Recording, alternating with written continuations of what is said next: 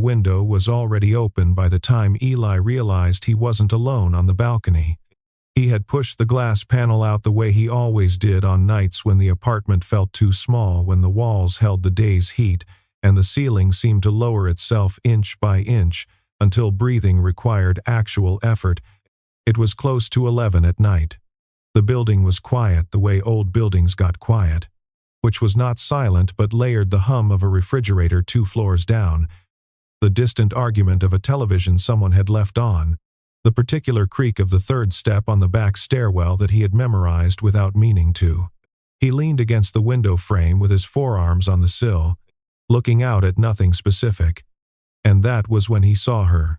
She was standing on the shared strip of concrete between their 2 units that the lease called a balcony, and that was, in practice, barely wide enough for one folding chair and a plant that was always on the verge of dying. She had her back mostly to him, her phone in her hand with the screen dark, and she was looking through his window into the unlit part of his living room with an expression he could not fully read from the angle, but that was not casual. She was not glancing. She was looking, the way you look at something you have been looking at for longer than you planned and haven't decided what to do about yet. He watched her for a moment. She didn't move. "Nothing to steal here," he said. She spun around so fast the phone almost left her hand. She caught it, pressed it against her chest, and stared at him with the particular expression of someone whose brain had just performed an emergency restart. Her hair was down. He had only ever seen her with it pulled back, either rushing past him in the hallway or checking her mailbox with the focused efficiency of someone who had exactly 45 seconds to spare. It looked different down. Everything about her looked slightly different at 11 at night on a shared balcony, which was not a useful observation, and he filed it away accordingly. She said, "How about you?" The words came out before she finished the thought. He could tell he watched the slight widening of her eyes right after, the small recalibration, like she had reached for a glass of water and picked up something warmer than expected. He didn't say anything immediately. The question sat between them in the night air. Larger than 4 words had any right to be. She recovered first, which he appreciated. "The light in my unit is out," she said. "The hallway one. I was trying to catch the Wi-Fi signal from the router in the stairwell, and this is the best angle."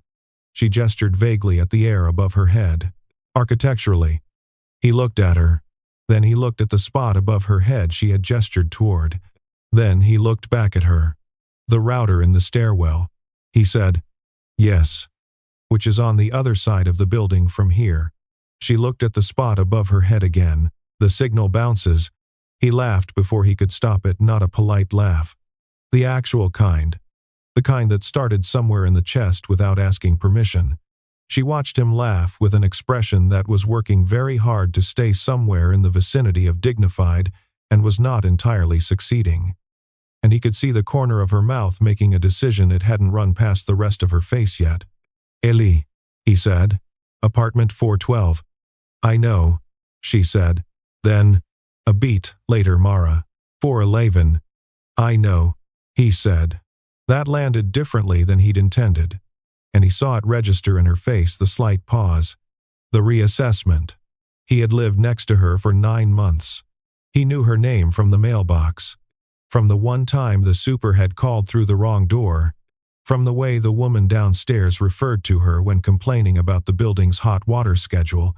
He had not told her he knew her name because there had not been a natural moment to do so, and then too much time had passed for it to be not strange. And then one evening he had seen her in the elevator holding a box of pastries from the place on Clement Street that he had been meaning to try, and he had thought about saying something and hadn't.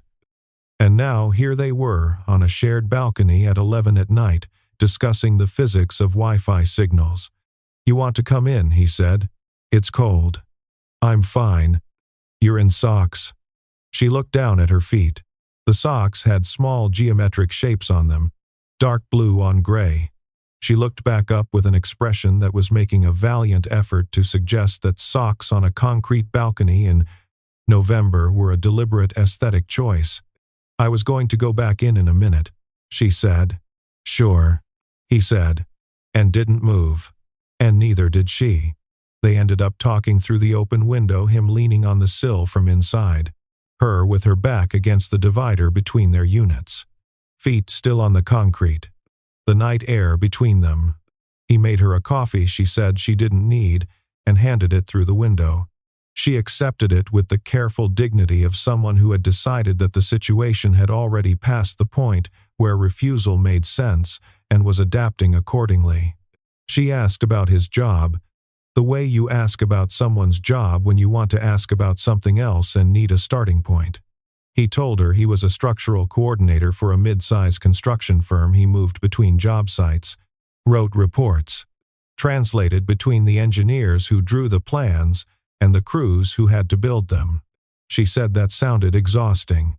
He said it was, mostly in the way that anything was exhausting when you cared about it more than you were supposed to. She looked at him when he said that. She managed a community art space in the Mission.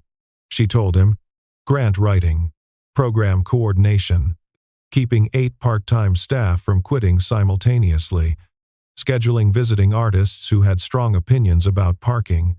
She said it with the practiced lightness of someone who had learned to summarize her job at parties without sounding either martyred or boring.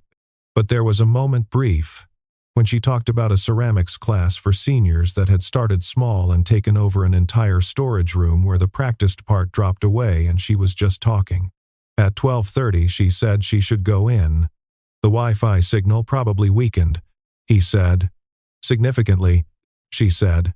Due to atmospheric conditions. The bounce factor, he said. Exactly.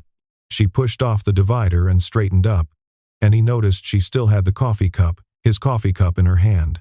She noticed him noticing. She held it out through the window. Thanks for the coffee. Any time, he said. She went back through her own window, which required a small and slightly undignified step up, and he watched her manage it with the matter-of-fact efficiency of someone who had made peace with the layout of her own life. He heard her window slide shut. He stood at his own window for another moment, looking at the empty strip of balcony concrete, the dying plant in its terracotta pot that he kept meaning to water, the divider between their 2 units. He had known her name for 9 months. He closed his window and went to make himself another coffee, and stood in his kitchen in the dark for a while, and didn't examine too closely why the apartment suddenly felt the correct size. He told himself the salt was a legitimate need. He was out of salt, that part was true. Technically, in the narrow sense that what remained in the bottom of his salt shaker was more structural than functional. The kind of quantity that existed to prove the container wasn't empty, rather than to actually season anything. He stood in his kitchen at 10:15 the next morning, looked at the shaker, and made a decision that he would not describe to anyone as a decision. He knocked on her door at 4:11. She opened it after a longer pause than he'd expected, in the specific state of someone who had been deep in something and had surfaced only partially, laptop under one arm, reading glasses pushed up on her head at an angle that suggested she had forgotten they were there, coffee cup in her non-laptop hand. She looked at him. He held up the salt shaker. I'm out, he said. She looked at the shaker. There was a pause that lasted precisely long enough for both of them to understand the situation clearly. How much do you need? She said. Enough to cook with, he said. Theoretically. She stepped back from the door without comment, which he took as an invitation, and he followed her into an apartment that was the mirror layout of his, but felt entirely different. There were prints on every wall, overlapping in a way that suggested acquisition over time rather than decoration by plan, and the kitchen counter had the organized chaos of someone who cooked real things regularly, with herbs in mismatched jars and a cutting board that had earned its marks. She set the laptop down on the table, pulled a container of salt from the cabinet, and slid it across the counter to him. Keep it, she said. I have another one. You have a backup salt. I have a backup everything, she said, in a tone that declined further elaboration. He stayed for 22 minutes. He knew because he checked his phone when he got back to his own apartment, for reasons he didn't interrogate. They talked about the building, the laundry room scheduling that everyone pretended was a system, the super's mysterious policy on package storage, the elevator that was technically functional but made a sound on the way to the fourth floor that he had privately classified as a minor threat. She knew the building better than he did. Which made sense. She had been here longer. 3 years. She said. She said it without ceremony. The way you say a number when it's just a number. She walked him to the door when he left, which was a thing people did. And when he stepped into the hallway, she said, "The light in the hallway is actually out. By the way, just so you know." He looked at the light. It was on. He looked back at her. She met his eyes with an expression of complete and focused sincerity. "Who?" he said. "Strange," she agreed, and closed the door. He had a cough. He had been aware of this himself, a dry, low-grade thing that had started 4 days ago, the kind that was more annoying than alarming, that intensified when the heat in the building kicked on in the evening and dried out the air in his apartment to something approaching the Sahara. He was managing it with water and the specific stubbornness of someone who had decided it was not worth addressing unless it got worse. He had not considered that it might be audible through the wall. The next morning he found a paper cup of coffee outside his door, on top of the lid, in handwriting that was small and precise without being tight. Someone had written on a folded piece of paper for the cough.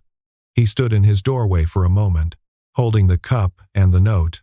It was the right coffee from the place on the corner, the one with the slightly aggressively strong house blend that most people found too much, but that he had ordered every day for 2 years. She would have had to know which place he went to, which meant she had noticed. At some point, the cup he was usually holding when she passed him in the hallway. He drank the coffee at his kitchen counter and did not think about the note too hard, which is its own kind of thinking. The elevator, that Friday evening, held the two of them, and Darlene. Darlene was 71, lived on the second floor, had opinions about everything in the building and the diction to share them, and had apparently decided sometime in the last several years that social convention was a resource she no longer needed to conserve. She got on at the lobby level carrying 2 bags of groceries and a look of immediate assessment. "Mara," she said, by way of greeting. "Hey, Darlene," Mara said. Darlene looked at Eli, then at Mara, then at the space between them, which was 3 feet of elevator interior. "You two finally talking," she said. "Took y'all long enough." Mara said, "We're neighbors." "Darlene."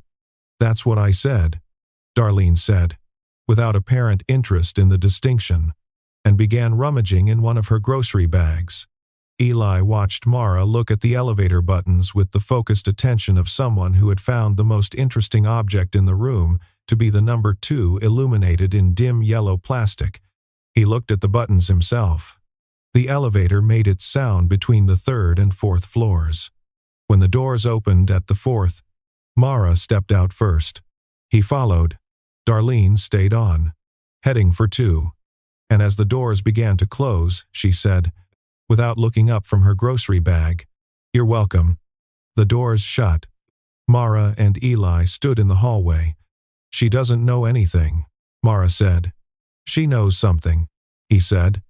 Mara looked at him for a moment. Something moved through her expression that he didn't quite catch quick, like a window reflection shifting when a car goes by. Then she said, "Good night, Eli," and turned toward her door. He stood in the hallway and watched her go. She didn't look back, but she took just slightly longer than necessary to find her keys. He fixed her hallway light on Saturday. This required a small internal negotiation. Because the light was not broken, he had confirmed that. But the bulb in the fixture, just inside her front door, 1000 mit, the one that lit the narrow hallway of her unit, was flickering in the way that meant it had about 3 days left. He had a spare bulb the right size. He knocked on her door with the bulb in his hand and the truth. "Approximately. Your interior hallway light is going," he said. "I had a spare." She looked at the bulb, then at him, the same pause as the salt. "You inventory my light fixtures," she said. I heard it flickering through the wall, he said. Which was not true but was in the general direction of true. He had noticed the quality of light through the gap under her door 2 days ago. A specific unevenness that he had catalogued and then decided was not his business, and then apparently decided was his business after all. She stepped back. It's the second one on the left. He changed the bulb. It took 4 minutes. She sat at her kitchen table and pretended to work on something on her laptop, and he could tell she wasn't working because she didn't type anything. Just moved the cursor. He came back to the kitchen and put the old bulb in her recycling bin. Done, he said. Thank you, she said. She looked up from the laptop. Her reading glasses were on again. At the same angle, he was beginning to think this was not forgetfulness but habit. You want coffee? I have to get back, he said. Okay, she said. In a tone that was neutral and therefore not especially convincing, he went back to his apartment. He stood in his kitchen again.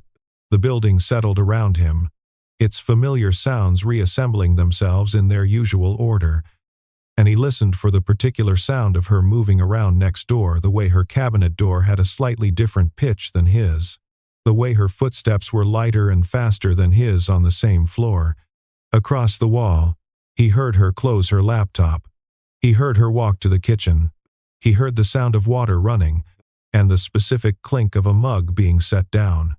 He stood there long enough that his coffee got cold, and then he drank it cold, and counted the sounds through the wall until they stopped. The rain started at 9:30, and by 11 it was serious about it.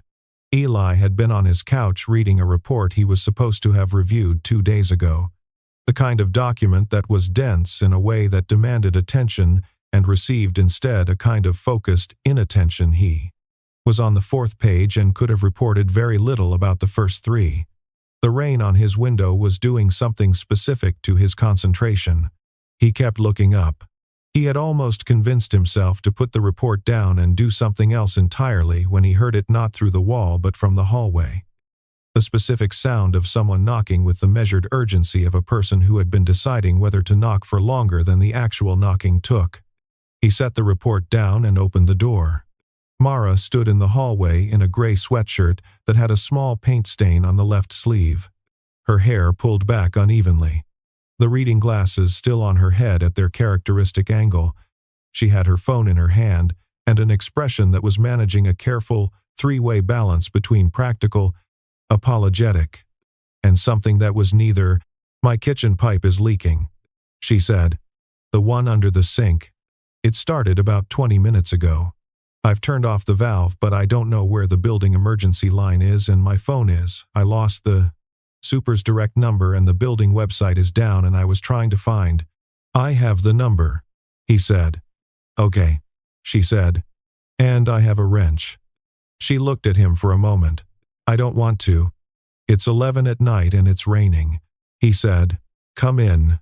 He called the super. Confirmed the valve she had turned was the right one. We got the on-call maintenance number for Monday, and the understanding that short of active flooding nothing was getting fixed before then. He went to his storage closet. Found the wrench. Found the plumber's tape. Found the small flashlight he'd had since moving in, and never thought about until right now. Her kitchen was a short walk across the hall, and a different world. The pipe under the sink had a joint that had worked itself loose over time. The kind of thing that was not dramatic but had made its feelings known in the form of a steady drip that had probably been going on for days before tonight's rain pressure pushed it to a real leak.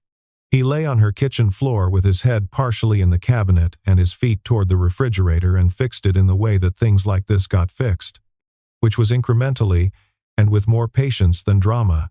She handed him tools when he asked for them without having to be told where they were in his hands, which was a small thing and also not.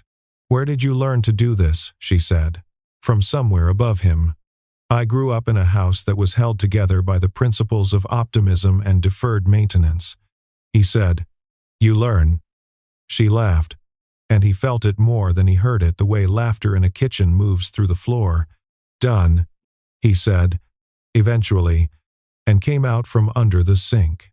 and she was sitting on the counter watching him with an expression he didn't immediately categorize. He sat on the floor for a moment, back against the cabinet, wrench in his hand. "Thank you," she said, genuinely. "It's a loose joint," he said. "It'll hold until Monday. But tell him when he comes the whole thing probably needs replacing." "I will," she said. She didn't get down from the counter. He should have gotten up. There was a logical next step here: stand up, put the wrench away, go back across the hall, sleep, wake up with the morning making everything its regular size again. He was aware of the logical next step in the specific way you are aware of an exit when you've decided, for the moment, not to use it. "You want a drink?" she said. "I have wine. Or I have the coffee you've been fixing me up with for days. I bought the good kind. In case." "In case," he said. "In case it seemed like a reasonable time," she said, "to have good coffee." He looked up at her from the floor. She looked back, and this time she didn't reach for the practiced lightness first. "Yeah," he said. "Okay." They ended up on her kitchen floor. This was not planned. It started as a temporary arrangement while she made the coffee and he put the tools away. And then she sat down with her back against the lower cabinet across from him and handed him a mug, and it became, by some logic that didn't require articulating, the place they were going to be for the next while. The rain was still working on the window. The kitchen light was the specific warm yellow of an apartment that had been lived in for long enough to stop being self-conscious about itself. He asked about the arts space, not the practiced version, but the specific question, the one that had been at the back of his mind since she had talked about the ceramics class that first night on the balcony. She told him about it more fully this time. The architecture of the thing, the Grant cycles, which were their own kind of geological formation, building and eroding over years. The three teaching artists who had been there from the beginning and were the vertebrae of the place. The tension between what the funders wanted the space to be and what the community actually used it for, which required constant and careful navigation. She talked about it the way people talked about work they had chosen rather than accepted. He found himself telling her about the bridge project not as a work story, which was the version he usually told, but the real version, a pedestrian bridge in a neighborhood that had been told for 20 years that the bridge was coming. The engineering was sound. The funding was finally in place. The timeline was real. And he had spent the last 3 months as the person who had to translate between the people drawing the bridge and the community that had stopped believing the bridge would actually happen. He said it had been the most humbling thing he had done professionally, because humility was not a resource he'd had to draw on as heavily as he had expected to before taking the job. Mara was quiet for a moment after he said that. "That's a good kind of humbling," she said. "Most humbling is," he said. She looked at him with an expression that was doing something he couldn't fully read, considering, maybe, or revising something she had already decided. She turned the mug in her hands. "I moved here after a relationship ended," she said. Not dramatically. It just stopped being true. And we both knew. And then it was over. I found this apartment in about a week and I moved in with boxes I hadn't finished unpacking yet. She looked at the kitchen. "Some of them I still haven't." 3 years later, he said. "It's a process," she said. She said it lightly. "But it didn't land that way." "What made you choose this one?" he said. "The apartment." She was quiet for a moment. The rain was doing something gentler now, moving from its earlier argument to a more considered position. "It was small enough," she said.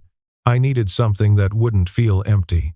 He looked around her kitchen, the prints that covered the walls, the jars of herbs, the books stacked on the counter that were not decorative, the small ceramic dish by the sink that held a collection of things that didn't belong together and clearly did. It did not feel empty. It felt like the inverse, like something that had been filled up incrementally, one careful thing at a time. "Does it?" he said. "Still." She looked at him, and something in her expression shifted the practiced part, coming forward for just a moment before she let it go. She opened her mouth. His phone rang. The sound of it in the quiet kitchen was large and specific and arrived with terrible timing, which he recognized in the second before he saw the screen, his sister, on the East Coast. Which meant it was after 2 in the morning for her, and she wouldn't be calling unless something had happened. He looked at Mara. "I have to. Go," she said. "Go. It's okay." He got up and walked to the hallway, answered the phone. His sister's voice was careful in the specific way of someone reporting a thing that was not an emergency but required action. Their father had been in the hospital that afternoon with chest pain that had turned out to be nothing serious, a thing she had waited until it was confirmed as nothing serious before calling about, which was her specific version of care and also her specific version of putting him through an emotional processing sequence that he did not have a clean way out of. He stood in Mara's hallway for 16 minutes. When he came back to the kitchen, she had washed both mugs and was standing by the counter with her jacket on. "Is everything okay?" she said. "My dad," he said. "He's fine." "It's yes. He's fine." She nodded. She looked at him with the specific attention of someone who has decided not to ask more than you're offering and is making that decision actively, not passively. "I should let you go," she said. "Yeah," he said. He went back across the hall. The apartment was the same size it had always been and felt, briefly, enormous. He stood in his own kitchen, in the dark, and thought about the question she hadn't answered. The specific quality of the silence after. Does it still feel empty? And the way her expression had moved through 3 things before his phone had cut the whole thread off at the root. Through the wall, he heard her moving. He tracked the sounds without trying to, the water running, the cabinet closing, the particular soft weight of her settling somewhere. Probably the couch. The way the building absorbed her presence, the way it absorbed his own. He put his hand flat against the wall and left it there for a moment, which was something he would not have explained if anyone had asked him to. He pulled his hand back. He went to bed. He did not, for a considerable time, sleep. 2 days passed, and she didn't see his lights. This was the kind of thing Mara was aware that she noticed, which was itself a piece of information she had been managing carefully for longer than was entirely comfortable to admit. She knew, without having formally catalogued the knowledge, that Eli's kitchen light came on between 7 and 7:30 most mornings and went off sometime after 8. That his living room lamp was usually on until around 11. That on weekends the pattern shifted later in both directions. She had not sat down and learned these things. She had accumulated them the way you accumulated anything you looked at often enough without meaning to. So the 2 days of no lights, coming home Tuesday evening to a dark window, waking Wednesday to a window still dark past 8, registered before she had time to decide not to let them register. She told herself it was reasonable. He could be traveling for work. He could be staying somewhere else. He could be sleeping later, or working odd hours, or simply had no reason to account for the routine she had built without his knowledge or consent. She stood in front of her own door Tuesday night for a long time, keys in her hand. She did not knock. Wednesday evening, walking down the 4th-floor hallway, she heard it, the dry, low sound of a cough from behind his door, the same one she had heard through the wall last week. She stopped. She stood in the hallway outside his door with her hand half raised for a moment that lasted longer than it should have. She walked on. She made dinner. She worked on the grant proposal that was due at the end of the month, or she sat in front of it, which was a kind of working if you didn't examine it too closely. She washed her dishes. She sat on her couch and looked at the window. At 10:15, she stood up. She told herself, walking across the apartment, that she was going to get some air.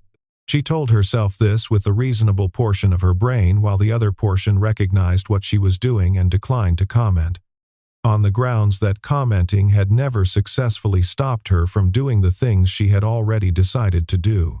She stepped through her window onto the balcony. The concrete was cold through her socks. The night was clear, colder than it looked. The city below doing its usual nighttime business traffic signals, cycling through their colors for no one in particular. a distant siren somewhere blocks away, the constant low ambient sound of a place that never fully stopped. She stood at the divider between their two units and looked at his window. His light was on. The relief of that was more specific than she had prepared for. She had her phone in her hand. She was not going to knock on his window. She was out here for air, which was a thing a person could need at 10:15 at night without further explanation. And she would go back inside in a minute and finish the grant proposal and stop. His window opened. He appeared in it, forearms on the sill, in a way that was so precisely mirrored from that first night that she felt the past 10 days compress sideways in her chest. Again, he said. His voice was lower than usual. He looked tired, or something adjacent to tired, not sick tired, but the kind of tired that came from 2 days of your own company when you were carrying something you weren't ready to put down yet. She knew, because she had brought it to the surface in her kitchen at 2 in the morning and then watched the phone ring and the door between them become a door again. She started. She stopped. This was the moment. She was aware of it the way you were aware of a step that you had hesitated on before you knew exactly where the weight would have to go. I heard you cough, she said, 2 days ago, through the wall, and then your lights were off, and She stopped again, started again from a different place. I stood outside your door on Tuesday and I didn't knock and I should have, and I came out here tonight for the same reason I came out here the first night, which is not the Wi-Fi. He was very still. I was worried, she said. That's the thing. I was worried about you, and I didn't know how to say that without it being something. She made a small, specific gesture with the hand holding her phone. So instead I'm standing on the balcony in my socks. Again, which is arguably worse. Eli said nothing for a moment. The city continued below them with its usual indifference to the conversations happening 4 floors above it. I'm okay, he said. My dad, I drove out to see him after the call. Stayed 2 nights. He's fine. It turned out genuinely fine, but I needed to see it. I'm glad, she said. And then, because she was already past the point where careful management was doing her any good, I'm glad he's okay. And I'm glad you went. He was looking at her in a way that was different from the other times, not the quick humor behind the eyes look, not the considering look, but something more direct. Like a question that had been in the room for a while, finally agreeing to be asked out loud. The first night, he said. The Wi-Fi story. Yes, she said. You were checking if my light was on. She let out a breath that was almost a laugh and not quite. I had heard you cough for 3 days and I didn't know how to knock, she said. The window seemed lateral. Mara. Just her name. Said the way you said something, when the word itself was the whole sentence. She looked at him across the strip of concrete and the window frame between them. I've known your name since the mailbox, he said. September of last year. You were sorting through your mail and you had flour on your hands. From something, and I was going to say something and I didn't. And then it was a week later, and then a month, and then it seemed like the wrong kind of thing to explain. So I didn't. He paused. Every time I saw you in the elevator I was doing the math on how to say, incidentally, I've known your name for 8 months. She stared at him. The coffee cup from Clement Street, she said. I knew which place because I saw you come in with it 6 separate times. The ceramics class, he said. You talked about it the first night, and I thought about it for 2 days. I counted your steps through the wall, she said. After you left my kitchen, I counted them until you stopped moving. He was quiet. I put my hand on the wall, he said. After I got off the phone, the city continued below them. The cold settled around them the way cold did not aggressively, but comprehensively, the way something true did when it decided to stop waiting. She stood on the concrete in her socks with the phone in her hand and looked at him in his window, and she understood with a clarity she had not given herself permission to have before this moment that she had been standing at various versions of this window for a long time. He said, How about you? The same 4 words. but said differently, not the end of something this time. The beginning of an answer. She looked at him. He looked back. And he wasn't laughing. And he wasn't doing the thing with humor as a shield. And neither was she. The divider between their two units was 3 feet to her right. The window between them was nothing at all. She said, "I'll tell you in the morning." He looked at her for a long moment. "Okay," he said. She went back inside. She sat down on her couch and did not touch the grant proposal and did not count anything through the wall and did not think, really, in any organized way. She thought about flour on her hands and coffee cups and coughs and the weight of a hand against a wall on the other side of which someone was doing the same math in the same dark. She thought morning. Then, she thought first thing, she woke up at 6:53 and lay in bed for exactly 4 minutes. This was not indecision. She had made the decision somewhere around 1 in the morning when she'd stopped pretending to sleep and had simply let herself be awake and clear about what she was going to do.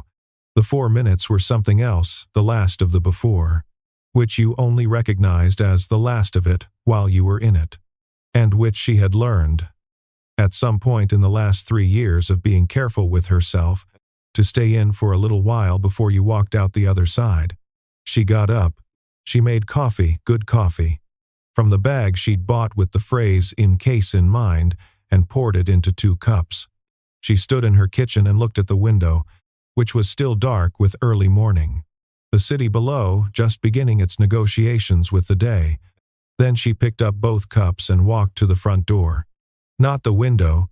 She had thought about this. Briefly, in the 1 in the morning clarity, the window was the place they had found each other by accident. The place where the conversations happened sideways and the words came out before you decided to say them. It was good for that. It was the right place for 9 months of circling. But this was not that. She knocked on 412. The pause before he answered was short. He was already awake. She registered. Or had been awake in the way that she had been awake. Which was its own kind of answer. He opened the door in a gray t-shirt with his hair undone, and the particular expression of someone who had been waiting with more patience than he'd had a legitimate claim to. She held out the second cup. He looked at it, then at her. Then he took it. "Good morning," she said. "Good morning," he said, and stepped back from the door. His kitchen was the mirror of hers. But it felt different in the way she had always suspected it would, the same bones. A different life built inside them. He had one print on the wall. Large. Architectural. A drawing that was either a building plan or a piece of something she didn't recognize. The counter had 2 things on it, a coffee maker and a paperback opened face down in a way that suggested interrupted reading rather than carelessness. There was a notepad by the stove with handwriting she couldn't read from this angle. They sat at his kitchen table. The coffee was good. She knew it was good because she had made it. Outside, the city was arriving at its regular self in stages. The light coming in through his window was the specific thin gray of early November. Mornings. The kind that made no promises. "Your mailbox," she said. "Mine says M. Reyes." "You figured out the first name from what the super." "The package slip," he said. "In September. You had a package in the office, and he called you by name in the hallway." She thought about September. The ceramic supplies she had ordered for the art space, big boxes, awkward to carry. And yes, she remembered that afternoon in the hallway with the super apologizing for the weight of the things. "And you just didn't say anything," she said. "I was going to," he said. And then the elevator. The elevator with the pastries. He looked at her. "The pastries from Clement Street," she said. "In a pink box. I was going to say something too. You were holding that terrible report and you looked like you'd been at it for 6 hours straight." And I thought she stopped. I thought it was a weird time to introduce myself. "It would have been fine," he said. "I know," she said. "Now." He looked at her with an expression she was beginning to be able to read, the one where the humor was present but not deployed, where he was just looking without a layer of something between the looking and the thing being looked at. She had seen it in her kitchen at 2 in the morning. Briefly. Before his phone had rung, she was seeing it now. "Your mailbox," he said. "The name was spelled wrong when I moved in." She blinked. "What?" "E-L-E. The previous tenant had an E name, and when I moved in, they just stuck a paper strip over it with my name printed on it. And whoever did it printed it as E-L-I-E. He tilted his head slightly. "It's been that way for 9 months." She stared at him. "I never looked closely enough," she said. "I know," he said. He did not say it with any weight. He said it the way you said a thing that was both true and okay. She thought about the number of times she had been at those mailboxes every day. Almost. The quick stop on the way up. The efficient sort and toss. The 4 seconds she spent there before the elevator. She had seen his name every single one of those times, and she had never looked at it the way you look at something you want to see. Only the way you look at something you are trying not to notice that you are noticing. Outside, a car horn happened. The city did not pause for it. "I would have said something," she said. "Eventually, if you hadn't opened the window first." "I know," he said again. She looked at him. "You seem very certain about things I told myself no one could have known." "You left the coffee," he said. "You fixed my light. You fixed my pipe. You bought backup salt." She felt the laugh before it arrived, the real kind. The one that started somewhere in the chest without asking permission. The same laugh she had heard from him that first night through the open window when her Wi-Fi explanation had not held up to scrutiny. She laughed and he was already smiling. The way he smiled when it was real. Which was different from the banter smile, and she had catalogued that difference without admitting to herself that she was keeping track. She reached across the table and straightened the paperback he'd left open. Spine up. Page lost. She turned it over and looked at the cover. "You're on page 47, she said. "I've been on page 47 for a week," he said. "Concentration problems." She set the book down. "Eli," she said. He waited. "I'm going to walk back across the hall at some point, and I'm going to finish the grant proposal that I absolutely did not work on last night. And then, at around 7, I have to be somewhere in the mission for a program debrief that's going to take 2 hours." She paused. "But if you wanted to have dinner, later this week, not through a window." He looked at her. "Thursday," he said. "Thursday." She agreed. She went back to her apartment at 9:15. She sat down at her desk, opened her laptop, and found the grant proposal in the state she had left it, which was mid-sentence in the objectives section with a cursor blinking at the end of a clause she didn't immediately remember writing. She read the clause. It was fine. She kept going. At some point, she was aware that she was not counting anything through the wall. She was aware of this the way you became aware of an absence not as a thing that had been removed, but as a thing that no longer needed to be there. She had been tracking the sounds of him through 300 square feet of plaster and old building material for more months than she had admitted to herself. And it had been a kind of company, and it had been a kind of distance, and it had been exactly what she had built it, to be close enough to feel something without having to be accountable for it. Outside her window, the morning had decided to become itself. The gray had pulled back and something almost like light was taking its place over the mission, over the block, over the strip of sky she could see from her kitchen where she had sat on the floor at 2 in the morning with good coffee and rain and a man who had a hand on the other side of her wall. She typed the next sentence. Then the next. They were not, she knew, the last of the careful ones. Old habits had their own gravity, and she had spent 3 years building this specific arrangement small enough to not feel empty, contained enough to not risk the kind of loss that came from needing something you hadn't planned for. She was not under the impression that the grant proposal or the dinner on Thursday or any of the specific mechanics of what came next would be simple. She had a flaw. She knew it clearly enough to name it. She set the distance before the hurt could, and called it self-knowledge. But there were 2 cups of coffee this morning, and she had walked to the front door. These were the things she had. She was going to try to let them be enough to start with. Love. She had found out. It was not the grand version, not the architecture of it, not the long-distance view. It was the specific and the small, the correct coffee cup left outside a door. A light fixed in a hallway that was not broken. A name on a mailbox that had been wrong for 9 months because no one who wanted to say something had said it yet. It was the window you opened when you weren't sure anyone would be there. It was, sometimes, the front door. Sometimes, and this was the part no one said often enough, it was just knowing which side of the wall to put your hand on. What would you have done, taken the long way around the way Eli did? Or knocked on the front door the way Mara finally did? And at what point in those 9 months would you have stopped pretending you didn't already know the answer?